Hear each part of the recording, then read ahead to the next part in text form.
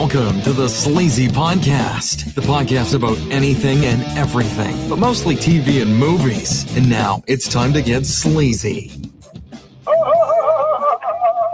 Yeah, it's time. How's everybody doing? Great. Good. Welcome back for another episode of the world-renowned Sleazy Podcast. Of course, I'm your host, Sleazy, and I'm joined by Mr. PBS. Howdy. The Pitbull Robzilla. What's up? All right. So, for those of you that don't know, this is the show that talks about anything and everything, but mostly TV and movies. And I think we're going to talk a shit ton of movies today. Sometimes your mom. And sometimes your mom. It happens. Got those jokes. But we're going to talk probably a fuck ton of movies. This is episode 172. Moving along. And it is Sunday. It's officially hate week. If you don't know what that is, you're probably not from Ohio or Michigan, but the game is going to be played this Saturday. Big rivalry. The game. So officially hate Michigan week. Sorry. Hate. It is what it is. And, my Jags played the Titans today. Got a W there. Thank God Lawrence did something because Goff didn't do shit. Yeah, Jared Goff he threw a bunch of picks, dude. 3. What I heard. We're all in this fantasy football thing. So I might actually beat you this week. Oh, are you playing me? Yeah. Okay. Sorry, my nose is itching there. This would be a good time to read off our fantasy football rankings. I used to do that and then kind of got away from it. Okay, so this is in our official Sleazy Podcast league. Mr. PBS isn't in it. He doesn't give a shit about this stuff. No thanks. All right. League standings. Number 1, D's Nuts. I believe that is Miller time at 7-3. In second place, we have Kitten Mittens at 7-3. Ooh, he's only beaten me by 10 points in scoring. So it's a matter of points. Number 3 is Ed's Bar and Swill. I believe that's Papa Flynn at 6-4 record. Number 4 is Prestige Worldwide. I believe that is another Chris at 5-5. Number 5 is The Usual Suspects at 5-5. That's Hot Sauce. Number 6 is Undergoing Treatment. That's Mr. Gayheart at 5-5. Number 7 is Free Dubs. That's Davey down in Tennessee from Bright's Family Zoo. He is at 4-6, home of the spotless giraffe, if you didn't know that, by the way. Interesting. Number 8 is Greg, New Jersey Swamp Rats at 4-6. Oh, look who's sitting down at number 9, Majestic Manatees at 4-6. That's Robzilla. It's been a rough year. Yeah, you can turn it around.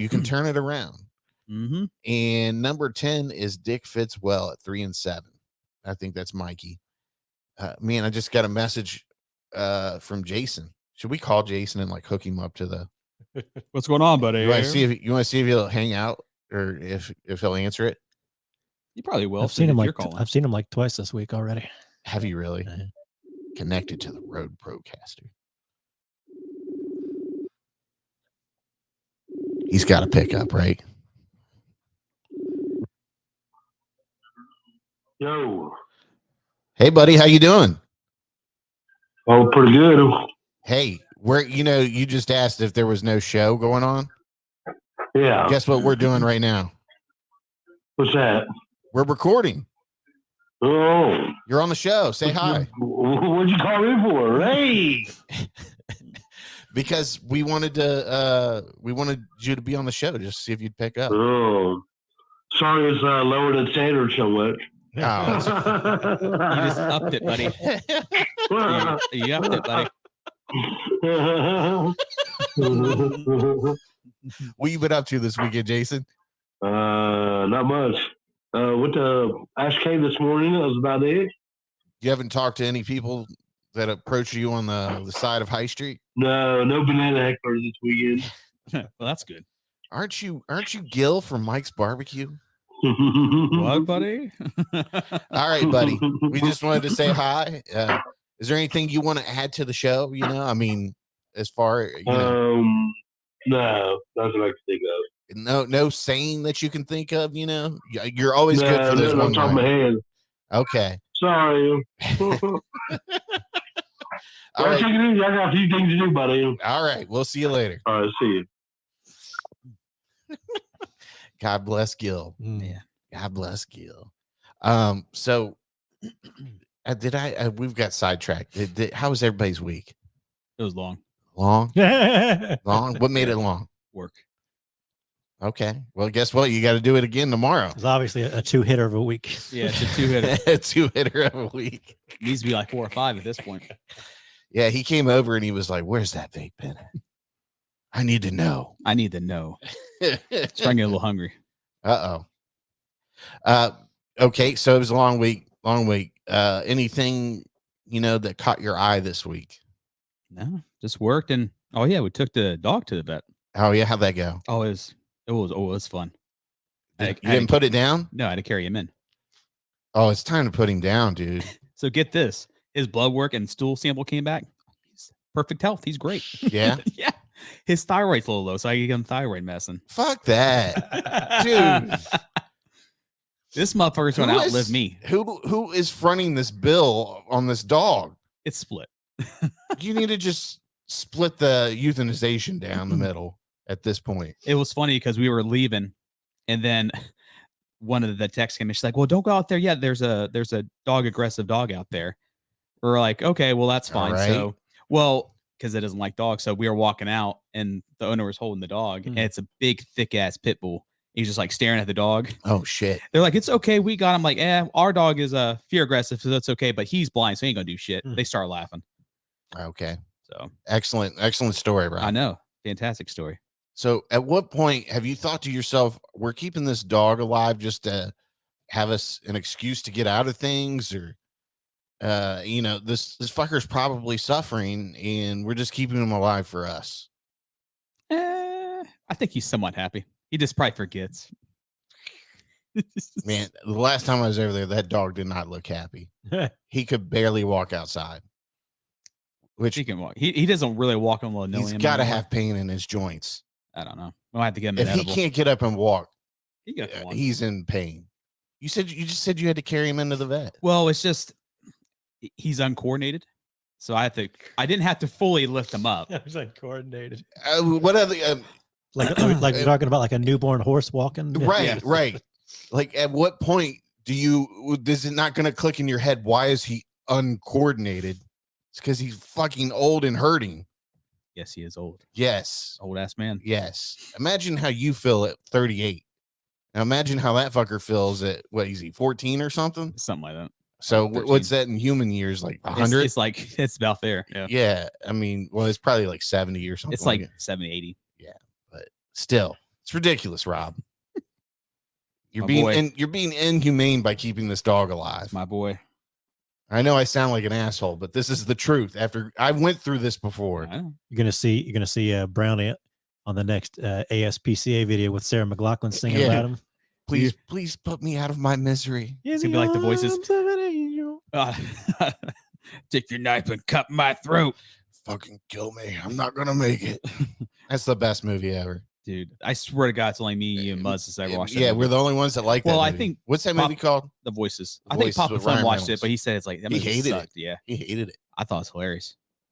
All right, how about you? Kill me now. How was your week, buddy? It was a long week. Not a 2-hitter week for you. No, I'm good. It needs to be. Well, all right. It was a 5 guys for lunch kind of week. Okay. Hey, I'm with you. I had to go to 5 guys myself this week. It's like half your paycheck. I mean, just saying. You're Anybody's you're not paycheck. careful. It's definitely an hour's worth of work, probably. So, all right. So, I mean, did anything catch your eye this week? I mean, what happened in Mr. PBS's elusive time that's so valuable to him? I don't even remember. Doesn't even remember what he fucking did. It's work. Isn't that amazing? Work and then home. Work and and then back home. to work. It's like Groundhog's Day, pretty much. Yeah. Yeah. My week was long too. Holidays, getting ready for the holiday. You know how it is, man. Mm-hmm. Last minute, we got to get this through for next week. Okay. But yeah, it got to be Thursday, and I was like, I got to get the fuck out of the house and get some R&R here, relax a little bit. I went to 5 Guys myself, and then I went and watched the Marvels. And if you're like, oh, I need to hit the stop button right now, he's going to spoil it. I'm not going to spoil it for you. But I will talk a little bit about this movie here. Captain Marvel does snap General Zod's neck though. So. Absolutely. So, I went into this with pretty low expectations, as I didn't really care for the Miss Marvel show. Yeah. And what's her face? They're just not characters that really grab my attention, I guess you could say. But I went in, I was like, oh, worst case scenario, it'll just be something to do tonight. And best case scenario, I leave the theater wowed, But so I left kind of like, I don't know, pleasantly surprised, I guess you could say. It's not a terrible movie, and it's not a great movie. It's kind of funny. Like, I laughed, I had fun in certain parts, but it's like a bad sci-fi movie wrapped into a okay Marvel movie. Okay. If that makes sense. Would it have been better if it was just used as a tack write-off? Yeah. Well, I mean, that is a movie, like, I don't know, that whole tax write-off thing is just, it's a crime. You see where they're going to start investigating him now? Right. Mhm. So I think they should, because, I mean, they're writing off millions of dollars here. So it's not just, 10% back. Completed, or like 99% completed projects or whatever. Yeah. I mean, movie's ready to go. But so it's funny, everybody shit on the Marvels, and nobody, I think sales are down tremendously. It was like one of the worst openings for a Marvel movie. I think. As far as like pre-orders and stuff like that. Look up, see how much the Marvels made this weekend. But I mean, listen, the movie itself is okay, and it's not a bad movie, like I said, but it's not great. It's just somewhere in the middle. Like most of the Marvel movies have been here lately. I watched Loki too, by the way. Loki was just, yeah. But I mean, I feel like you still have to watch all this shit to keep up with the movies, because they all, feed into each other. That's why I have very little desire for like any of these Marvel movies right now. Yeah. Like I didn't watch Ms. Marvel. Not that I wouldn't check out the movie, even having not seen the series, but I just like, oh, it's another one. Okay. And here's the thing: you really don't need to see the movie or the series to see the movie. Yeah. Because they kind of like at the beginning of the episode, you kind of see what's going on, and you get like a whole illustration from Kamala Khan, or I believe that's her name, Miss Marvel. Yeah. So they've made, first week was 46.1 million opening, and then earned 10 million for the second weekend. So that's not, very much money. How much? So 40 million. So 46 for the opening. What's it done worldwide? Let me see. So, but okay. Anyways, so I was telling you about, this is a bad sci-fi movie wrapped into an okay Marvel's movie. There's a part in this movie where they visit this planet, and this isn't like going to spoil the movie for you at all, but they visit this planet, and the people that inhabit this planet, they're humanoids, obviously, but they can't understand you if you're talking to them, because they communicate through singing. So the fucking movie turns into a musical at some point, and it's Brie Larson singing and dancing with this prince that she happens to be married to or something. And at that point, I was just like, really, I don't want to fucking watch this. Like, this is not what a comic book movie is supposed to be about, But Marty was right all along. Right. So it's 161 million worldwide. Okay. So it's when you think of it like an actual movie, that's fantastic, but you're comparing it to other Marvel movies, and that's didn't the first Captain Marvel movie make a fuck ton of money? I think it did. Let's see. Like it wasn't $1 billion movie, was it? I feel like they haven't had. I think like the last $1 billion superhero movie was Aquaman. Billion. It was Aquaman. Yeah, 1.31 billion. Yeah, that's what I thought. Because Well, because when it initially came out, the trailer, people was really hyped for Captain Marvel. Yeah. Well, I mean, it's a good character for the Marvel universe, and I think part of the problem I don't know if Brie Larson is the right person for this role, because some of the, in the movie, you're watching this movie and she seems kind of emotionless at points, and I understand that, that's part of the problem with this Captain Marvel character, blah, blah, blah, because she's had all the brainwashing that went on in the first one and all that. Yeah. But it's still, you just don't like, even at the end when they, the characters kind of come together and they share their moment of emotion, you just don't, it feels forced, and it's, You don't have that connection. yeah, to you just don't. And I think Brie Larson is a great actress, but I'm not sure that these roles are the best roles for her, because she has a problem like connecting with you emotionally.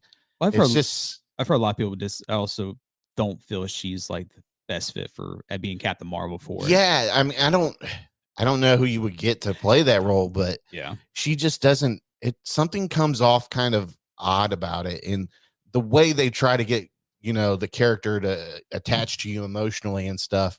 It just doesn't connect with you with her playing that role. Yeah. And like, I watched Fast and the Furious X last night too. She was in that. And even in that, I'm just kind of like, the characters she plays are just kind of one note, emotionless, task oriented individuals. I mean, I don't know if that, is her at a 11 notch or whatever. She's just playing an extension of herself, but I don't think she has. And maybe I'm being naive because I haven't seen her in much of anything else, except for a handful of movies. But I mean, maybe her range just isn't there with it, Yeah, could be. I don't know. So, the question is, did you like it more than Ant-Man? Ant-Man? A lot of people said they enjoyed the Marvels more than Ant-Man. I don't know if I can say. I think they're probably like neck and neck. Neck and neck.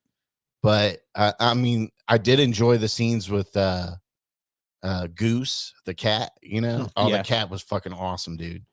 But and he plays a bigger part in this movie, I guess you could say. But I mean, the fight scenes were really cool, but I don't know. I mean, Samuel L. Jackson was good in this too, in the parts that he had. So he's not in it here a bunch. I don't think he is he? What's that? He's not in that. Miss Marvel's a lot, is he? Oh well, the Marvels, is he in there a lot? Yeah, he has his fair share of it. Yeah, I mean, he's a character that they keep kind of cutting back to. You know how they do that. Yeah, but I mean, I went back and forth. I was like, really, I want to give it a 2.5. Like, that's how I felt, but I laughed and I had a good time at the theater, so I gave it a 3. So it's kind of funny. I really feel like it's a bad made for sci-fi movie with a Disney Channel movie mixed in together with a twist to it. Yeah, maybe a little with a bigger budget, obviously, but I mean, Disney definitely put their stamp on this one, and that whole like musical scene that they did just lost me in the movie.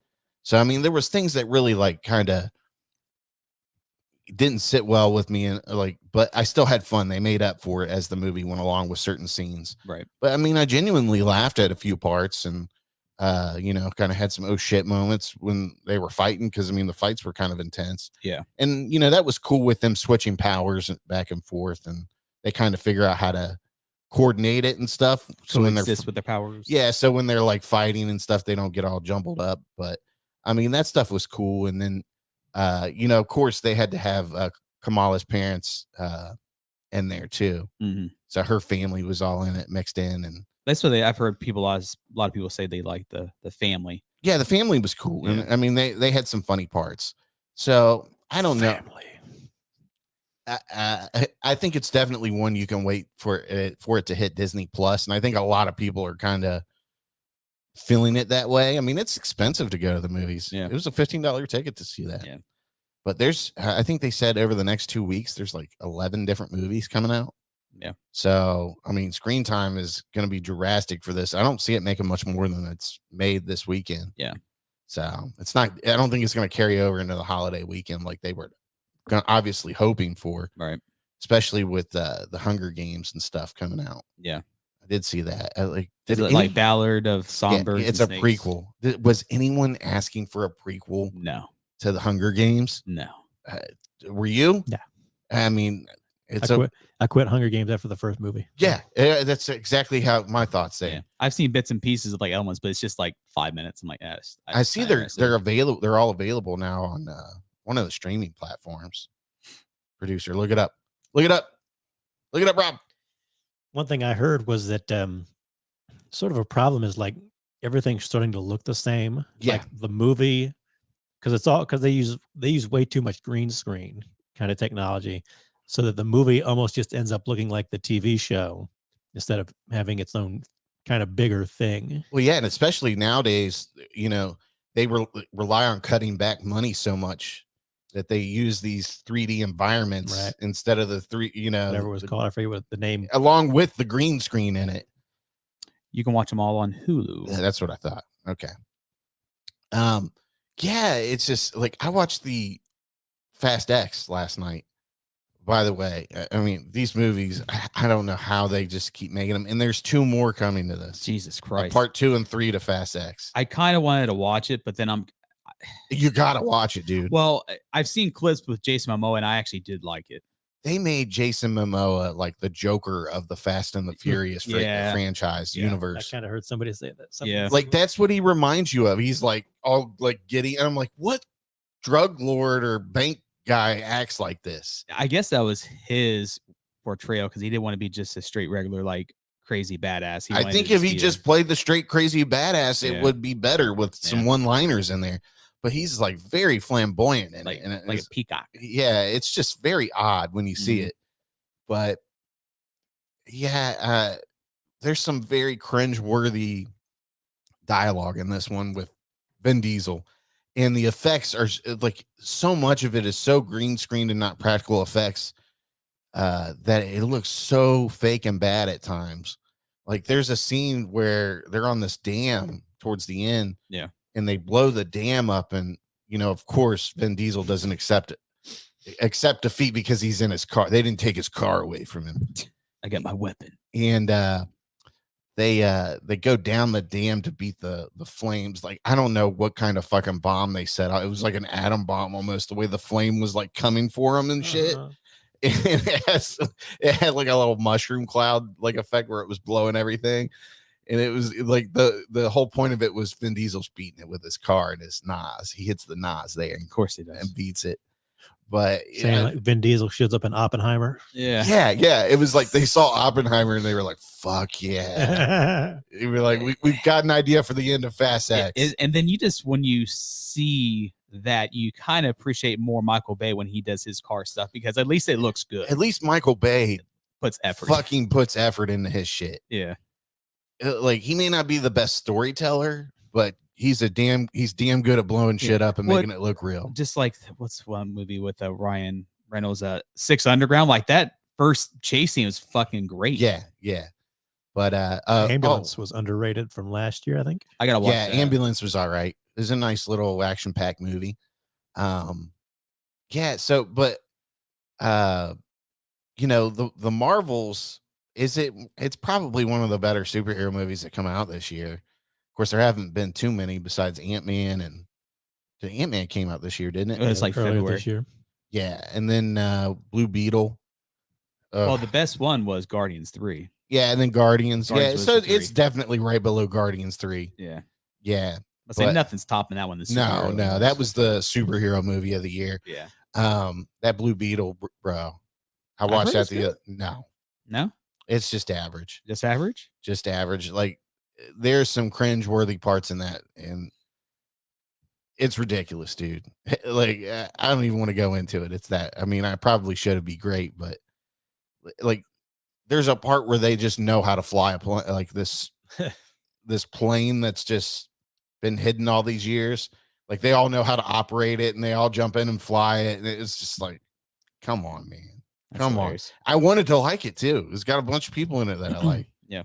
But I don't know. Maybe I should give it a rewatch and try to accept some of the cringeworthy parts in it. But there's no such thing as accepting that. No, I don't think it's going to happen, bro. And I really wanted to like that, with the start of it kind of being the refresh to the DC universe. But even though we all know it's not, that was made beforehand. Mm-hmm.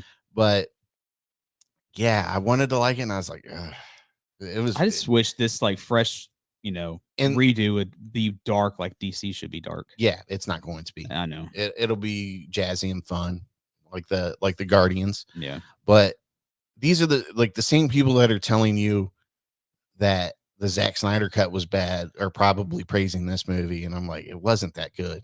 No. So, but the end scene, the post credit scene to the Marvels was pretty good though. That's what I've been hearing. Have you heard anything about it? I know because you know why? Because it's fucking TikTok. You're going through it, and then all of a sudden you try to switch it real quick. I and you mean, don't look, see it. if you haven't seen the Marvels at this point, and I'm sure if you're an avid social media user, you already know the post credit scene. We'll just say it's in a different dimension, and it's bringing stuff forward. no, we'll just say it. I mean, it's Beast. It's Beast, but it's the Beast that you wanted, Kelsey Grammer as Beast. That's pretty sweet. I mean, come the fuck on. And it's funny. Before that came out, I read an article where somebody had interviewed him. Like, would you like to play him? He was like, "Oh yeah, I'd love to reprise that role." But I mean, we just never got enough of Kelsey Grammer as Beast. Yeah, well, it's only just one. It was the last one, X-Men Last Stand, was the only time that you saw Beast. Kelsey Grammer's Beast, anyways. Was he in last? Oh yeah, that's where you introduced the third him. one. Yeah, the third one. Yeah, because you get the younger Beast in the future ones. Yeah. What's his face? Yeah, but I love Kelsey Grammer. Like, I think he's the perfect voice for Beast. Yeah, I mean, if you watch the cartoon, anyways. But yeah, the Marvels, I gave 3 stars. You can definitely wait until Disney Plus to watch that. so it sounds like you liked it more than Fast X, I would say. Oh yeah, Fast X was. I gave Fast X a 2.5 just for the crazy stunt scenes that made me laugh. But other than that, it's an awful movie. Yeah. It's atrocious, dude. Like, they just need to fucking let this shit die. But the whole Rock drama and all that, he's gonna be in the next one. Yeah, You find that out at the end. yeah. So, And I guess like he said he wasn't gonna be in it, and then all of a sudden, and then he realized that his world's going to shit with Black Adam, and then all this. So and he's then like, they I decided to give me a bunch of money. Yeah, he so was I like, took it. Some bitch, I'm reprising that role. Yeah. Some bitch. Like, as soon as I heard that in the post credit scene for it, I was like, come on, because I always thought his character was uber cheesy in this. It's your typical musclehead fucking army guy. That's all it is. Yeah, it's the same character he played in that G.I. Joe shitty sequel. Yeah. And best part was Jason Statham, I think, with like any of those movies that he's in. Jason Statham. Oh yeah, Jason Statham makes the latest Fast and the Furious movies worth watching. Yeah. But they should have ended it at 7 with Paul Walker. Yeah. Like, that was the perfect send off to the franchise. And they need more. They just fucking kept going. Like, honestly, the best part of the new Fast X movie is the scenes with John Cena and Vin Diesel's kid and Dom's kid. Yeah, I forgot he's in it a little bit. Yeah. He's uncle. Whatever. But yeah, all right. So the Marvels was first up on the list, and we actually got a couple movies in on that. So Netflix released a documentary on Sly called Sly. Mm-hmm. So for those of you that don't know, our younger crowd here, Sly is fucking Sylvester Stallone. If you don't know that name, you obviously need to watch some Stallone movies. Am I right? That's my personal favorite. Cobra. You're too quiet over there, man. I'm just because you didn't fucking watch it. I didn't. It's in the queue. It's on the watch list. You kind of almost have to pick and choose when you want to watch and value your time with, because like there's like, oh, I want to start this, I want to start that, and like, well, there's this. There's so much shit out, dude. Yeah, so much shit. I almost messed up my letterbox streak. I got my whatever 81 weeks of watching at least a movie a week. I almost didn't get a movie in last week. Oh shit! Yeah, you gotta keep that record alive. I came home Friday and I got some dinner, and I was like, oh fuck, the Godzilla show's out, so I had to fucking fire that up. Which, by the way, was 2 episodes. By the way, 2 episodes. Yeah. The third one comes out Wednesday, but dynamite show so far. Dynamite. Anyways, back to Sly. But man, I wish we would have got a fucking like series like we did with fucking Arnold. Yeah, you could have done like 4 episodes at least, 4 or 5. Yeah, and I mean, it's not like they didn't have the content, but it's funny. It looked like they recycled some of the footage from the Arnold documentary with this, Arnold being interviewed Yeah. about them. So I don't know if it's from the same people, but I guess I could look that up here on IMDb. We give you my favorite my favorite slow moments with Rambo, where he grabbed the mic stand real hard. I wish you could hear me like, I'm really coming for you. I'm your worst nightmare. I need to rewatch all the older Rambos.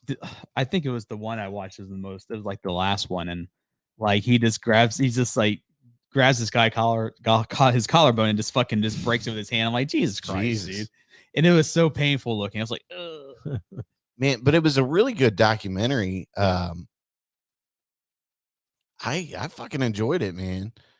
And for those of you that aren't Sly fans, I mean, you got to get to work and fucking watch some of these movies. I know we got younger listeners, but Sly, man, and some of these action movies that he played in, they still hold up today, and people aren't fucking touching them.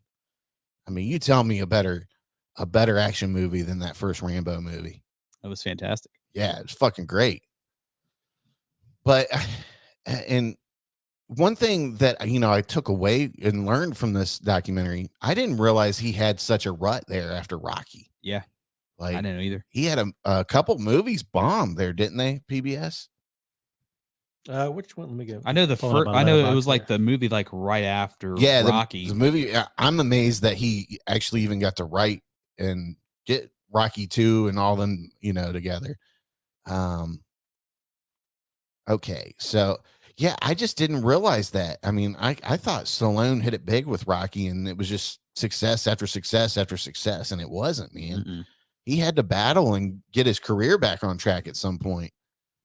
Stallone is my top 5, my number 5 most watched stars on my Letterboxd. Is he really? 27 films. That's awesome. Which puts him just behind Arnold at number 4 with 28 films. Just in front of Harrison Ford with 26. And with this this coming out and me watching this, it totally makes me remember that I need to fucking watch Expendables 4 at some point. I'm totally fucking down for that. I've heard maybe you don't need to watch it. No, fuck no. I need to watch it. So right after Rocky, he had a movie called Fist, which he also wrote, and then Paradise Alley is the one that I think Paradise. You can't talk. Paradise Alley is kind of like a cult classic type of thing. And then after that was Rocky 2. Yeah, because I mean, in the documentary, they make it sound like he was fucking getting shit on big time by people. I didn't realize how much he wrote. I always knew he wrote Rocky, but dude, and another thing I took away from the interview, like Stallone is a very intelligent dude. He's very, like, I mean, his command of the English language in general. I mean, he was throwing some big words out there. I was like, oh fuck.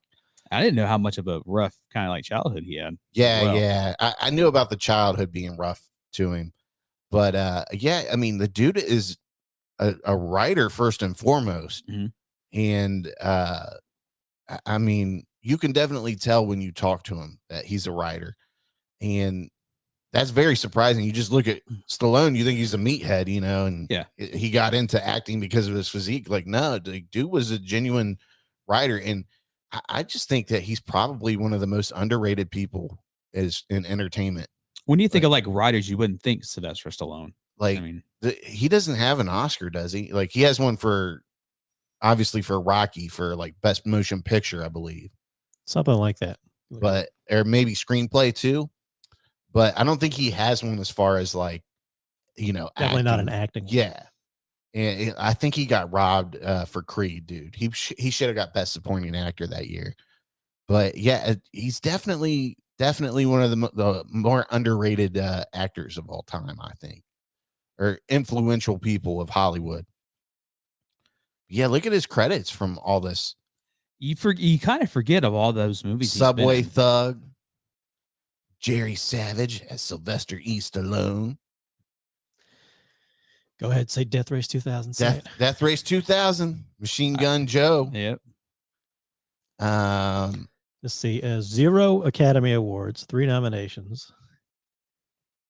0 BAFTA awards, 2 nominations. 1 Golden Globe, 3 nominations. So, but Rocky won Best Picture, didn't it? Let's see. He It was Best Actor in a Lead Role nominee. Let's see. He finally makes it in 1976, though, and they put a lot of emphasis on this obviously in that documentary. But another thing I didn't know was that huge rivalry that him and Arnold had, which is hilarious. Won Best Picture, Best Director, Best Film Editing. So Rocky did, and he wrote and directed. Did he direct? No, he directed Rocky too. Okay, so that's where I'm misleading it from. But at least he was a part of something that got an Oscar. We'll say that. Yes, Best Actor and Best Original Screenplay were nominated for Rocky. So he was nominated Best Supporting Actor in Creed. It's Fist and Paradise Alley that we're getting shit on pretty bad. Yeah. So I mean, these are just it's very interesting to get these fucking documentaries on these guys we looked up to since we were little guys. But the overall, it finally gets to a point where he gets past this hump and he gets to make Rocky 2 again. And then he comes out and he has a couple of movies that aren't, still doing as good again. And then he comes back with Rocky 3. And then he gets Rambo First Blood. And then it just starts spawning that he's the action guy. The 80s. And then you get another Rambo. And then you get Rocky 4 after that. Then Cobra. Then Over the Top. He went through these phases where, he's trying to show his artistic ability. And it's not working out for him. So it goes back to the well. Did you ever see the Norm Macdonald Saturday Night Live skit with Stallone in it, where Norm Macdonald's in a car and he's been in a car accident and he's dying, and Sylvester Stallone playing Sylvester Stallone runs up to help him, and as Norm Macdonald's character is dying, he just kind of keeps telling him how much he doesn't like Stallone movies. Oh shit! He's like Stallone's trying to help him, and Norm Macdonald's like, don't, or he's like, stop, or my mom will shoot was a terrible movie. I think it's funny that Arnold tricked him into doing that movie because he didn't want Arnold to do the movie. So he didn't want. He fucking took it before Arnold could get it, and Arnold, didn't want anything to do with it really. Right. But I mean, it's kind of funny though. We mentioned, earlier talked about him being a writer, and he really tries to get some of these scripts through, and he gets the movies made, but they're not the success he thinks they are. Right. So, but what does he do? He fucking goes back to the bread and butter, and he just hammers out sequels left and right. And before you know it, he's the other guy that is the direct competition to Arnold. Who's the better action guy? And that's all people talked about back in the day. Who's the best dude in the action market? Yeah. And it was Arnold, definitely. It was Arnold. Yeah, I mean, it was definitely Arnold. But I mean, Stallone had hits though, man. I mean, still one of my favorites still is Tango and Cash with Kurt Russell. Yeah, dude, that prison scene is fucking awesome. Oh yeah. But I mean, look at this. I mean, after First Blood, he has a couple movies that are just Staying Alive, Rhinestone, and then he goes back to Rambo, First Blood Part 2, then Rocky 4, and then moves on to Cobra, Over the Top, music video with Sammy Hagar, Winner Takes It All. That's what's up. And then you get another Rambo 3, and then he starts to mix it up again, Lock Up and Tango and Cash. And bam, right back to Rocky 5. Then I remember Oscar. Oscar was, probably a little bit, but underrated. It's been super long time since I've seen that. Yeah. Then he there's the blunder there. You got Dream On, Stop or Shoot. So I mean, Sylvester Stallone's literally had this roller coaster ride of a career, and for us, we're in alive or coherent. We'll just say that through this era, the 70s and 80s, you only remember the good things. Yeah. And that's the one thing I thought about watching this is wow, Stallone's literally fighting for his next project every time. and nothing's given to him. Obviously, he has to come back and prove and get more and more roles that are successful, and then he kind of goes back and forth. But well, then like right after that, so after that mess up with that one, then you got Cliffhanger, then you got Demolition Man, like back to back. Then The Specialist, who I think his villain in that one was James Woods, was fantastic. I totally forgot about The Specialist. That movie is good. Eric Roberts, that's good. Yeah. Assassins, I loved Assassins. Yep. But man, Antonio Banderas. I just thought about that, and after watching that, I got to thinking. I was like, it's funny, everybody kind of has downfalls, but eventually people only remember the good things about you, unless you're like fucking Jeffrey Dahmer. But yeah, that guy held the door open for me once. Not as bad as they say. Yeah, forget about it. What murder? Yeah, what murder? What people in the apartment? He's a good guy. And I mean, even like, do you think about Spy Kids 3 when you think of Stallone? I mean, you just don't think. I don't think about Spy Kids 3 at all. Yeah, exactly. But I mean, the guy, if anything, he's one of the most influential and steady people through Hollywood. Like, I mean, he's always worked, still working today, and still putting out good shit. I didn't realize how much he got fucked up. Like on those movies. He's like a pro athlete. That was another thing. I didn't realize that he had all those injuries making the first Expendables. Yeah. And they got to talking in the documentary, and they have footage of him going in for the surgery and coming out. Yeah. And I didn't realize he got that fucked up making these movies. And he was like, I'm going to tell you this. He was like, I never recovered from the first Expendables movies. Yeah. And I was like, God damn, dude. Like, that's somebody that puts their fucking body on the line just to fucking entertain you. Right.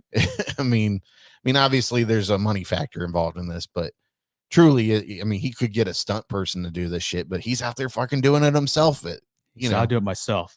And how old was he in the first Expendables movie? He was like fucking 59, 60? It's because he's 77 now. So. Yeah. I mean, the guy, he is true to his craft. We'll just say that. He excels at it. Well, even Arnold says, like, there's nobody who's ever had like been in 3 franchises that have been that successful. I mean, has Arnold, could you say he's been in 3 franchises that are that successful? No. It wasn't really a franchise. Yeah. He's more of that single action movie. Obviously, he's got Terminator. That's the big franchise one. Yeah. And that's really it I can recall. Conan. That's not even. It's just 2 movies. Yeah. I mean, it's still a franchise, though. And they still want to do a third one, like an old man Conan, but that would be cool. Yeah. They've been talks for that forever, but I don't think that's. They need to fucking do that. Yeah. They need to. I just want to see how excited Kyle would be. I'd be excited like too. We'd have to film that, like that whole day of him getting ready, waking up. We're seeing that opening night if that happened. I can't wait to see Conan, and we'll show like all of his pictures, the posters that he has in his room. Mm-hmm. Then we'll show him like going in and having to get up and go to the bathroom. Stallone's the dude, though, man. All right, here we go. We're gonna hit runtime, Rob. Robzilla, I want you to rank the Rocky movies, starting with the longest to the shortest. Shit. You got 6 of them. 6 of them, bro. 6 of them. Can I guess the shortest? You can try, sure. Rocky 5. Incorrect. Fuck. Rocky 2. For shortest, incorrect. I'm gonna go. There's only so many left that you can guess, Rob. So just Rocky, we're not including Creed, correct? Correct. Just the Rocky movies. Okay. I'll say 3. Clever Lang. For as shortest? Yeah, shortest. Incorrect. Wow. But you've been closer than Sleazy, because Rocky 3 is the 5th longest Rocky movie, so the second shortest, at 1 hour and 33 minutes and 36 seconds, according to this Reddit. Oh, well, just give us the list here. The longest Rocky movie is Rocky 1. I figured Rocky 1 would be like probably the longest. Rocky 1 and Rocky 2 are Rocky 1 is like 20 seconds longer, so it doesn't really count. I wouldn't think. It's just like Rocky 5 is an hour 44 minutes. Rocky 6 is an hour 41. Rocky 3 is an hour 33, and Rocky 4 is an hour 31. I think we forget like the epicness of Rocky 4 is it's like a 90-minute movie. Mm-hmm. Yeah, Rocky 4 is a great fucking movie. What's your prediction? Pain. It's Mr. fucking T, man. I mean, this is the best Rocky part. 3. Yeah, It's that's fucking Rocky 3. I know, still love it. If he dies, he dies. Mm. That's Can another I, movie. can I say that's Drago! that's maybe my least favorite Rocky movie as a Rocky movie? Really? Yeah, it's really, it's not a very good. It turns into like a superhero movie. It's a fine. It does. It's almost like he forgot he was making Rocky and kind of like wanted to make Rambo. It was like, oh wait, no, hold on, I gotta get rid of it. Right. He's like, oh fuck, let's change the tone of this movie up. Well, even like certain like moments too was it Rocky 5? He's like, Tommy Gunn only fights in the ring. He's like 5 rings outside. What a dude, though. I mean, Yeah. he really deserves a life appreciation award of some Lifetime some sort. achievement. Yeah. I do think like the Rocky movies are like a series of great American movies. Oh yeah, definitely. Especially the first Yeah. one. Well, he even says like he played an old interview he had, and then he says, and now he's like, it's a love story, but he couldn't say it back then. It That's what he is. said. It is. It's a love story. Yeah, if nothing else, he's got the Rockies franchise, and those they're very good. Yeah. 1, 2, and 3 I really like. Like I said, 4 kind of turned into a superhero movie.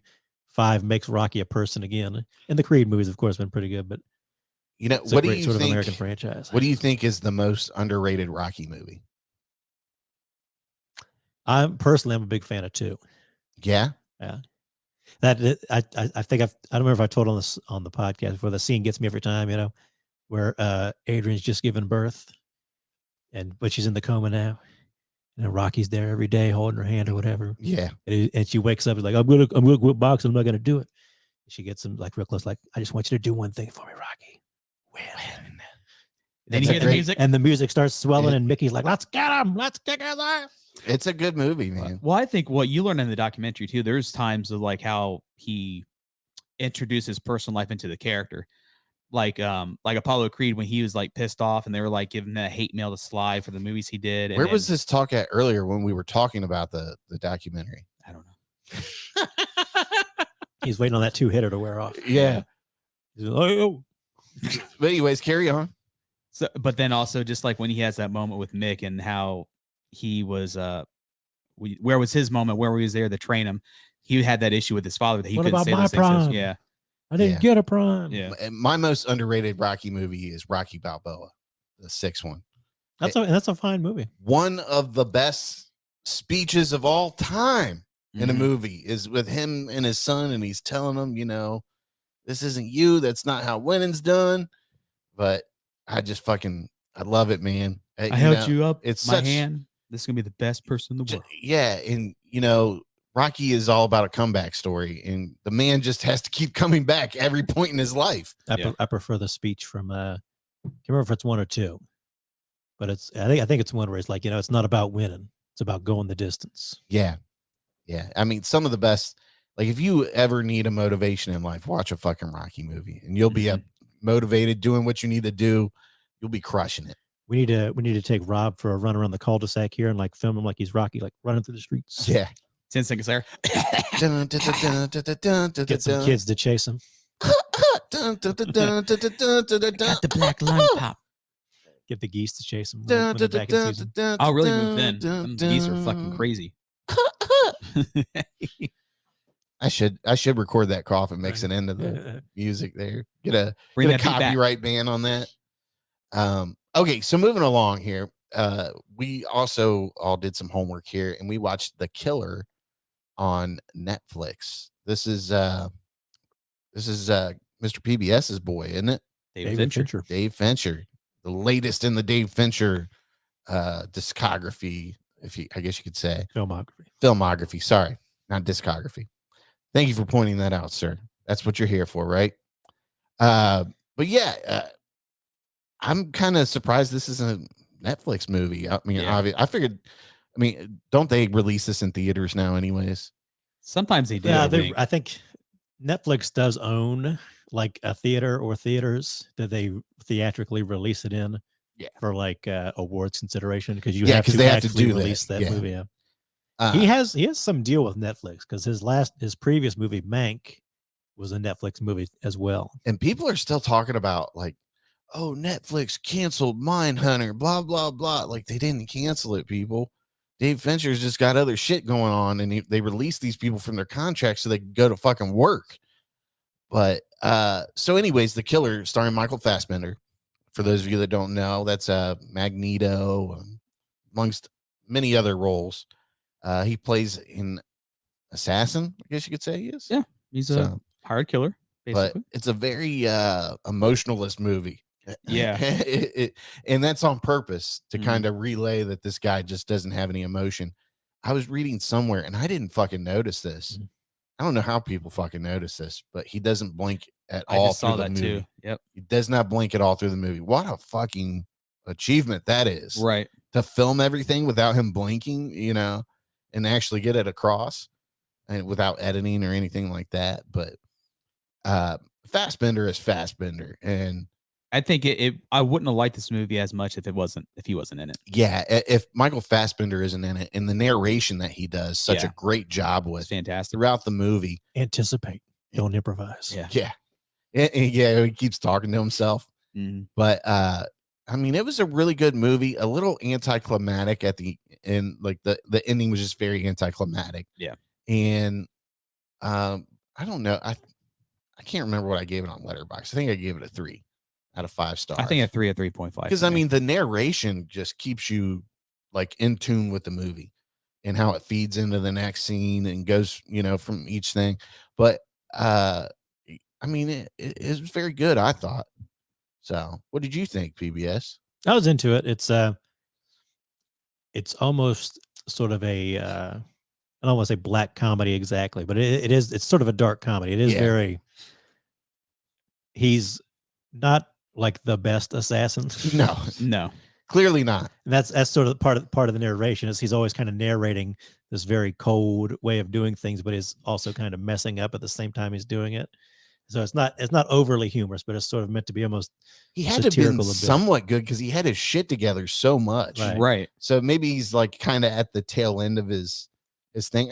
It's hard to interpret what he was actually going for with this movie. Yeah. And I think that's, you know, people may be hit or miss with that because of it. Hey, that's definitely if you know somebody pointed out on the social media platform formerly known as Twitter that Formerly known as Twitter.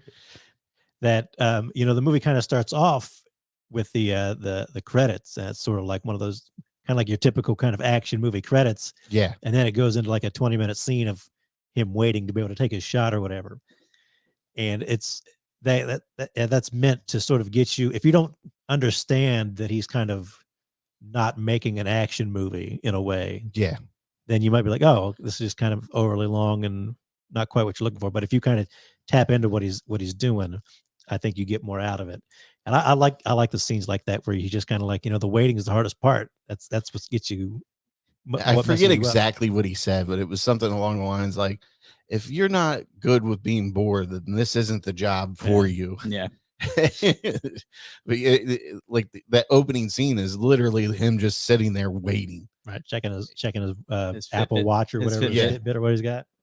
That keeps his pulse, you know, at a certain It's level. gonna be at 60 to make the shot. Got to be at 60 to make the shot. But as I say, like the thing about McDonald's, like there's 1,000 McDonald's in the metro area. It's a place to get your 10 ounces of protein or whatever. Yeah. Yeah. And he said, yeah, and he's just like a big obsession about McDonald's too.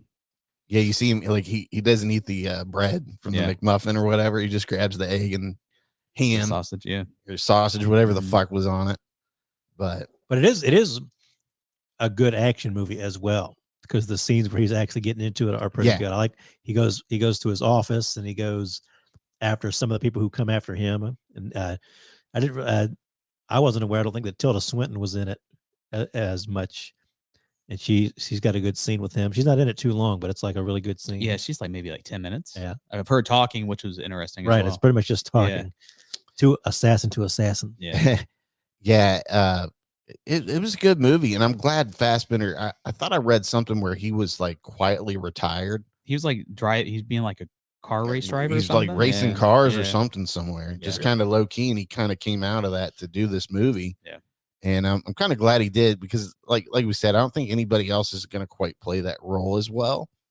And I don't know, like the movie just wouldn't have been as great without him in it. Yeah, he made the movie, in my opinion. Like I said, like it wasn't a bad movie, but I expected a better ending out of it. Yeah. And that's one of those things. I think it's anticlimactic almost on purpose. Yeah. Mhm.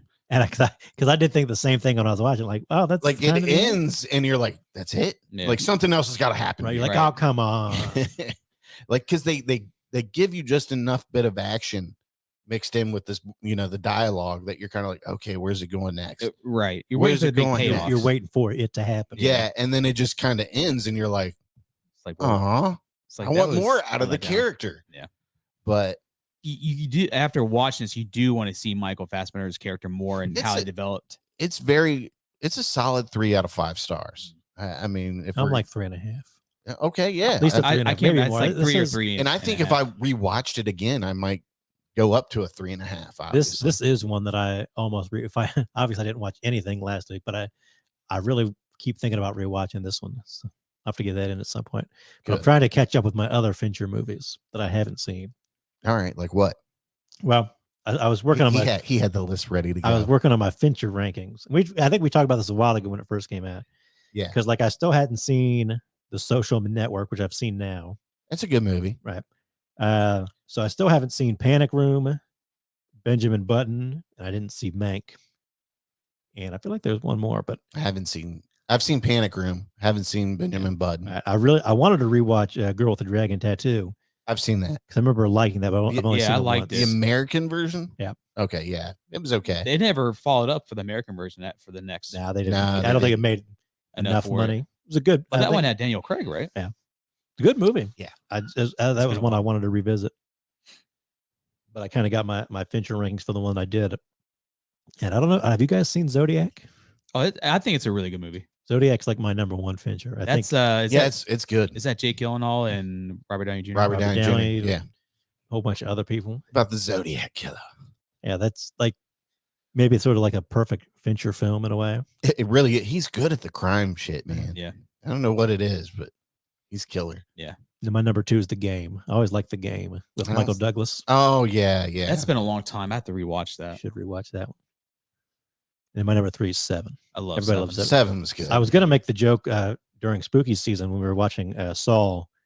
If we talked about them a little more, I was gonna say my favorite Saw movie is actually Seven.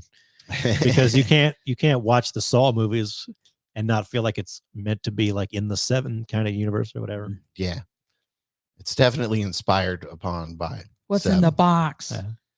What's in a box? And my number 4 is Fight Club. Back in the day, Fight Club Fight might Club have been was like good. my number 1, but I'm not quite the angry young man I used to be or whatever. I wish I would have seen Fight Club before everybody talked about it and ruined it Yeah. for me, because I feel like I didn't get the same experience that everybody else did because it was spoiled.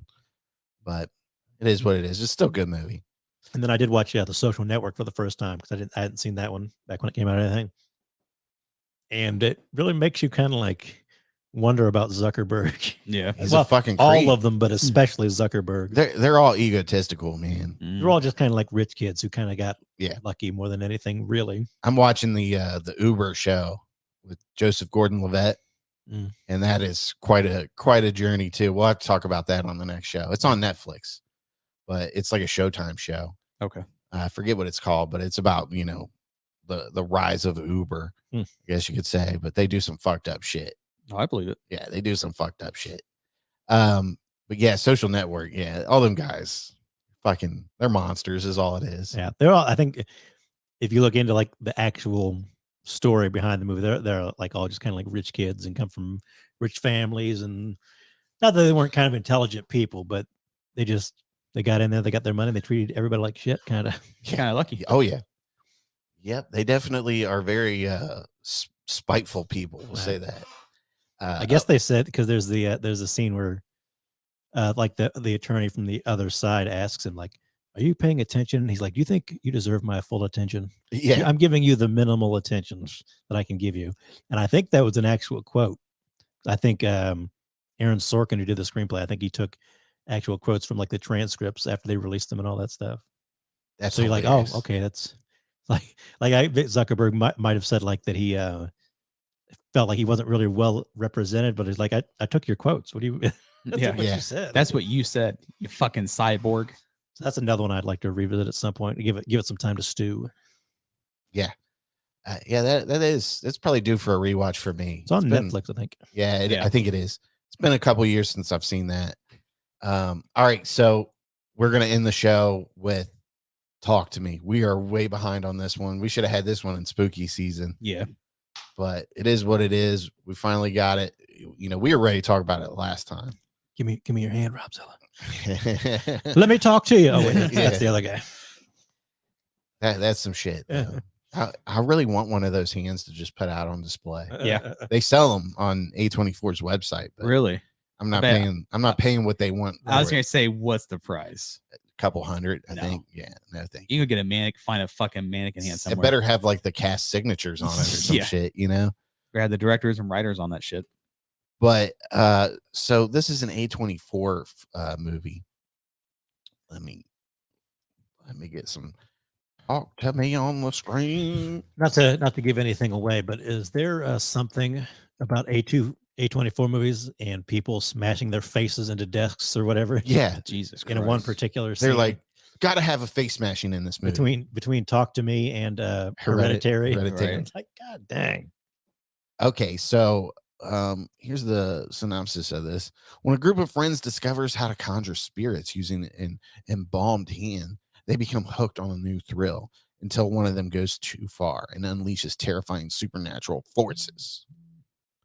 They And should have that's- had was that me or you? might have been me. Okay. Should like in what was the one we just talked about with Jennifer Lawrence? Oh, No Hard Feelings. There's a scene where she walked in and they're all on their phones. She's like, "Doesn't anybody fuck anymore?" These Yeah. kids are messing with their hands. Like, doesn't anybody just do drugs anymore? Yeah, right. Can't you just smoke some pot and have a good time? Yeah. Why They do you do some gotta weird, why do you gotta crazy mess shit. with the dead people? You took the Ouija board to a whole nother fucking level here, people. Right. That was kind of my first thought. Like it's basically like a Ouija board movie in a way. Yeah, it's like they were like, how could we take the Ouija board and turn it into something fucking creepy Mm-hmm. and groundbreaking? But the feeling I had after watching this was the same feeling I had after watching It Follows. So like I just thought it was so original. It was. And I mean, unless there's something out that's close to it that I haven't seen before, but it was something I hadn't seen, and it's an Australian movie from those was YouTube it guys. Danny Filippo Yeah. and Michael Filippo. They're like brothers, They're right? twins. Yeah. Yeah. They were real big on YouTube before Yeah. getting this. But man, and here's the thing, man, there isn't anybody recognizable in this movie. No. Nobody I famous. can't The that you mom know of. is. The mom's been in a lot of stuff. Has she? Oh, I didn't really? recognize her. Yeah. Yeah. But it's fucking good, man. And like I said, it was very original, and everybody in it is really good. There's some great fucking acting going on Yeah. in this. Another win for A24. But man, that fucking some of those scenes, dude, where the kid, is struggling after being on the hand too long or whatever, and they're in the hospital, and like they have to take him home obviously because they can't figure out what's going on with him, and they're in the shower and he just starts fucking beating his head, and you're just like, God damn, this is intense. But man, super creepy there too, but it was fun at the same time, if that makes any sense, I guess you could say. Yeah, no, it's it like at this point it almost feels like a throwback because we talked about Hereditary.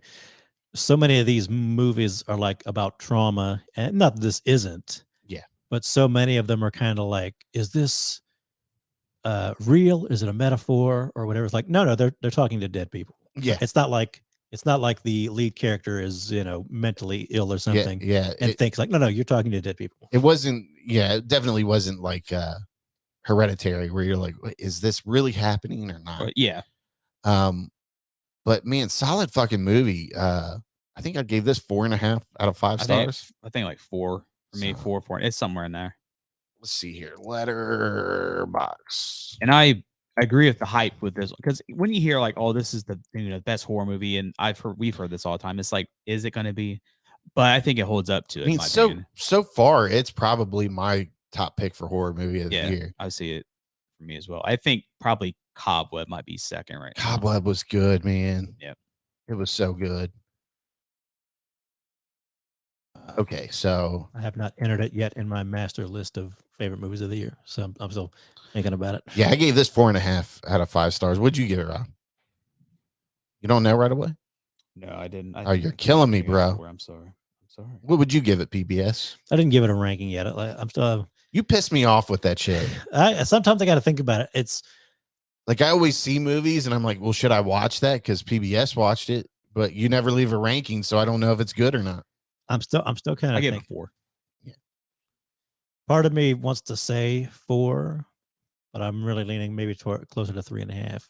But and one thing that really gave that really enticed me into giving this a 4.5 was the fucking ending was brilliant. Yeah. Like, well done, dude. Like those dudes, I hope they got a standing ovation when they showed this. But I mean, that fucking ending was about as perfect as any movie's ever fucking ended, as far as I'm concerned. But my problem with the movie is kind of the middle. So the movie's about I think her name was Mia, right? Yeah. Her mom commits suicide, or maybe she didn't commit suicide right when the movie starts or before the movie starts, and Mia's kind of like looking for answers in a way, and she's kind of isolated from her friends, and that's when they start doing the hand thing, and then she kind of thinks maybe her mom is on the other side, and she tries to go back to that. And I didn't love the mom thing in the middle of the movie. It's kind of like, okay, it's not bad or anything, but that why is it that these movies always have there's a character that is the catalyst for the entire movie to fuck everything up, but they always have some hung up issue with a dead parent, Yeah. But, sorry to interrupt you. No, you're right. It makes sense. And it was okay for that. And the premise of the hand and talking to the people, I like that.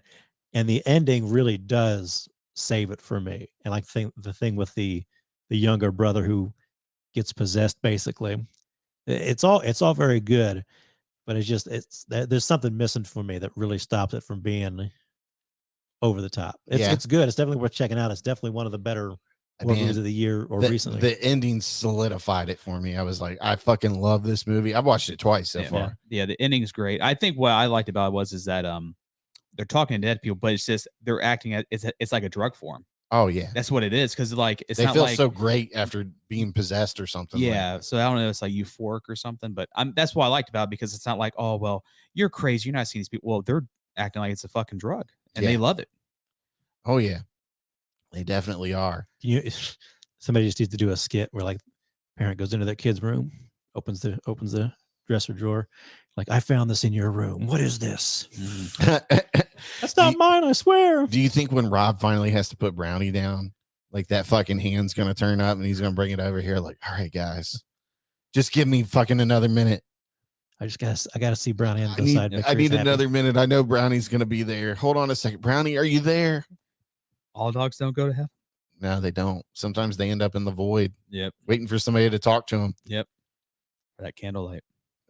Rob will get possessed and be like, this fat fuck didn't give me a fucking double for my last meal. Cheap motherfucker. I like that. How the whoever they were getting possessed by was telling them, secrets. Their thoughts are that they wouldn't tell. The one girl obviously is into this guy and he's really not into her. And whoever the soul or whatever that inhabits him is you make him soft. Yeah. You make him. And I just I love that this was an Australian movie, so you get the accents and stuff. You make him soft when you sit next to him. Okay. What do you? How do you take that if you're just a person watching somebody being possessed? Oh fuck, dude. Think we're kind of done after this. But was the hand, not me. I mean, I really felt like the movie started off with a bang. I mean, the opening scene, you're like, oh fuck, you're like, what are we getting into here? Yeah, and the simplicity is good. It's just over. It's a 95-minute movie or something. Yeah, it's not long. It flows very well. They don't try to overstuff it with a lot of things. Yeah, and then it ends on a banger. You're like, fuck yeah.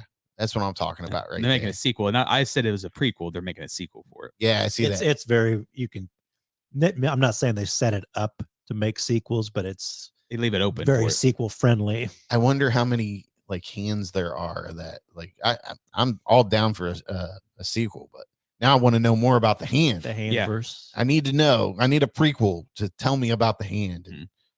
And I guess, the signatures are just people that, shake the hand or whatever. They sign it afterwards. They might sign it after they get possessed. Maybe. But I like how the one guy was talking and he was like, if you go longer than the minute and you're possessed, you just got to ride it out because eventually they'll go away on their own. That's I kind of hate it in movies when people don't listen to the damn rules. Yeah. I said 90 seconds, let go of the damn thing. Right. It's the same. If I'd have been that girl in that room, I'd be like, fuck your mom, and just fucking pushed her off. 90 of that seconds, we're blowing out the damn candle. Yeah. It's just like you haven't seen it yet, but Rob's seen When Evil Lurks. Yeah. Yeah, I need to watch it. And dude. there's people are kind of possessed in that, and there's certain things you can and can't do. Is that like a Spanish movie? Yeah. It is. Was it Spanish? Yeah, it's Spanish because It's all subtitles. think Isn't so. it? yeah, Monster Popcorn, because he watched the director who did Terrified. He said this one's kind of like out there as well. It's not bad, Okay. and it's I watched Terrified too. That was a good one. But in When Evil Lurks, there's also certain rules, like you can't shoot possessed people because it spreads the evil. Yeah. And what do? They shoot people. Like, Yeah. listen to the damn rule. You're right. And then like you can't use. Then again, I guess COVID Yeah.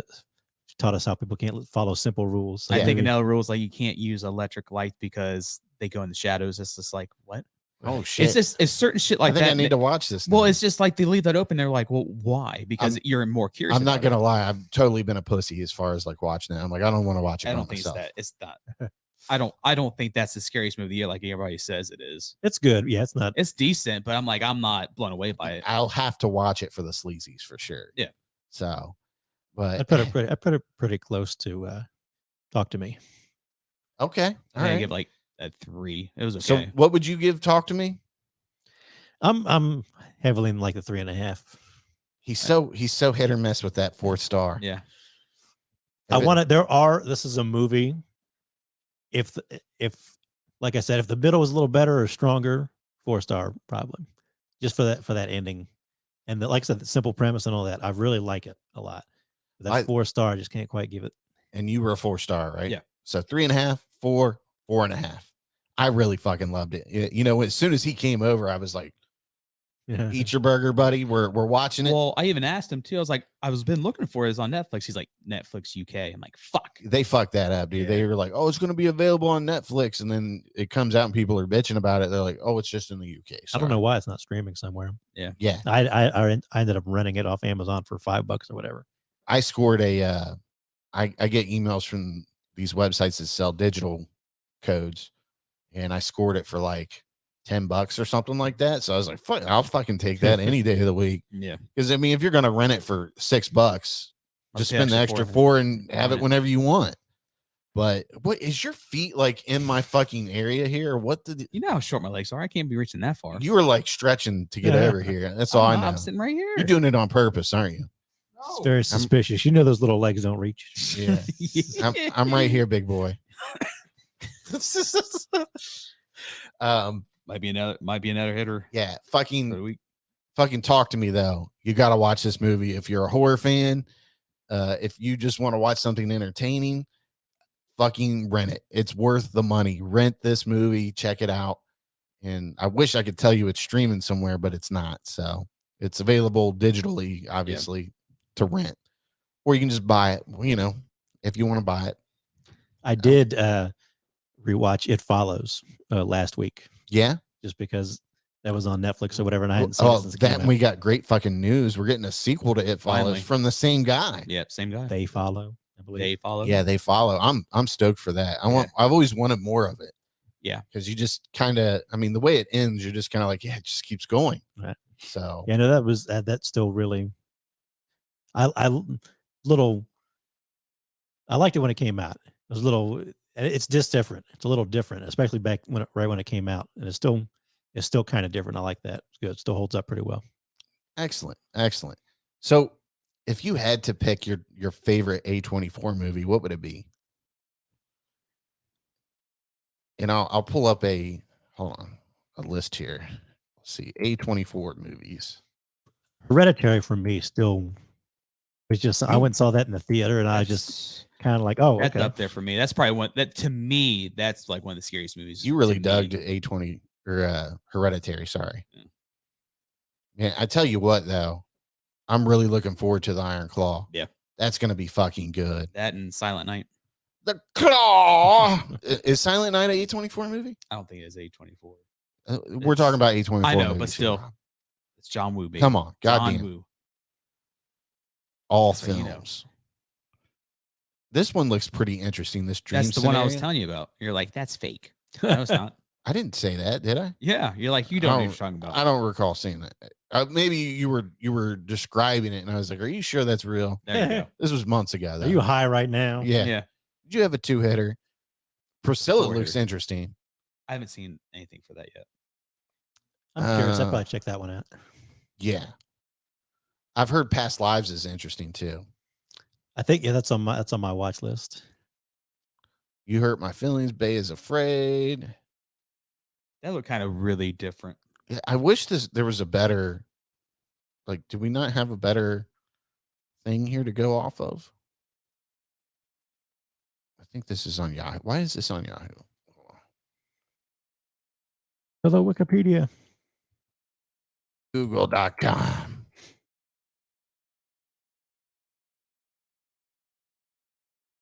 A24 movies. Movies. Yeah, here we go. See, this is much better. Google gives you the movies right off the bat. Ex Machina. That was a good one, bro. That's really good. Then Everything Everywhere All at Once. I liked it. It's okay. Uncut Gems. I loved it. It's a good That's a great movie. movie. I mean, Still need to check that out. there's just so many solid movies they have. The Green Room. That's another phenomenal Green movie. Room is awesome. I don't know what I could say is my favorite A24 movie. Well, let's just look at it. You got Ex Machina is good. I haven't seen Moonlight, but I think that was up for an Oscar. Yeah, I just watched something the other day where somebody was like, if you haven't seen Moonlight, you really need to do it. You do yourself a favor and see it. That's why I've heard. Hereditary is It's good. a great movie. Everything Everywhere. I liked it. I think it maybe was a little overhyped, but it was still a solid movie. Yeah, The The Witch. I like The Witch. I didn't like it. I thought it sucked. Lady Bird. I haven't seen Lady Bird Yeah, yet. I It's haven't supposed to seen be that good. one. Uncut Gems was good. I haven't seen The Lighthouse. Lighthouse is it's out there. Yeah. I like it. I don't know if it's one I'd watch again, but it's worth. Is that worth a Robert watch. Pattinson and William Dafoe? Yeah, The Green Room was really good. like The Green Room. Jeremy Green Saulnier. That's a good one. It comes at night. I need to rewatch Under the Skin. We That was watched that. It was really fucking weird. Yeah, But weird. I've heard people like the book better than Yeah. actually the film. Well, the book supposedly, it does Goes more explain it details. more. Yeah. But yeah, I need to rewatch Under the Skin. Swiss Army Man is way out there too. Spring Breakers was something. I Yeah. didn't see that one. A Lobster. That was. I didn't Yeah. see that. I never watched The Green Knight. I was intrigued. I by still the need to movie. see that. The Green. So Knight. have you seen It Comes at Night? You like it? It's It was okay. It was yeah. it's kind of weird. It looked weird. It's Yeah. one of those ones. I don't know if this is a spoiler. It's not. It kind of acts like a monster movie, but basically in the end, we're the monsters. Yeah. The humans are just bad people. Yeah. We just suck. Swiss Army Man is worth a watch. I Yeah. really that's There's- kind of an underrated one, I think. There's some certain parts I actually did laugh pretty hard. The So, Disaster Artist was great too. Enemy with two Jake Gyllenhaals. That's Okay. I can't remember his name. The guy who directed Dune. It'll come to me later. Villanueva or something like Yeah, that. yeah. Villanueva. Denny. Yeah, there you go. Enemy's good. Man, I'd almost just have to say, I mean, Ex Machina was really up there for me. Was Blue Ruin? Machina. I don't know if it was A24. No, it's not. No, It'd it's be not. right here. That was a good one though. Yeah, that That was was a That's good like one. that's one of our From, favorites, from Sony, who directed Green Room. Yeah, I'd have to say Talk to Me was probably my favorite so far. It's up there. It I'd just say- had that great of an impression on me. When you say A24, I still think Hereditary. yeah. Yeah. If you were to tell me that. I mean, it's definitely it's one of those movies that kind of put him over the top. Yeah. But I mean, Green Room was so fucking good too. But yeah, I don't know. I'd probably say Talk to Me is my personal favorite. So I'd say Green Room and Talk to Me. If you want, Green Room was really good. Yeah, Ex Machina was really good that too. too. That's like probably top. Is it well, Machina or Machina? I'd say Machina. Machina sounds like. I think it's supposed to be Latin-ish, so like Machina. Machina. Like Deus Ex Machina. Yeah. Well, I really like that one too. That was really fucking brilliant. I Yeah. haven't watched that one in a while. If you want to It's been a rewatch long it. time And for me Oscar too. Isaac too. All right, so that has been episode 172 of the Sleazy Podcast. So call to action. Make sure you hit the subscribe button. Smash that like button on YouTube. Hit it twice. Share the show, people. Share the show. We need you to help us grow, obviously. So if you like We the want to show, be growers and showers. yes, we would like to be growers and showers. So if you like the show, show it to somebody, and we'll definitely grow with that. As always, I don't know how I want to end this. I mean, What do they say? You talk to me like, let me in, or I let you in. I let you in. Just let us in. yes, let us in, or we'll let you out now. Yeah. One of those two. We're gonna blow the candle out. But like I said, we got the whole share the show and all that, blah blah blah blah blah. We'll be back in 2 weeks, obviously. So Happy Thanksgiving. yeah, happy Thanksgiving. Happy holidays. That's where we wanted to Or go. whatever. Yeah, whatever you do. celebrate. Happy Thursday with no work or something. I don't know. Yeah, happy Thursday with no work. That sounds good. That's better. Yeah. But as always, ladies and gentlemen, keep it sleazy. Thanks for listening to the Sleazy Podcast. Make sure you hit the subscribe button and remember, listen to Sleazy.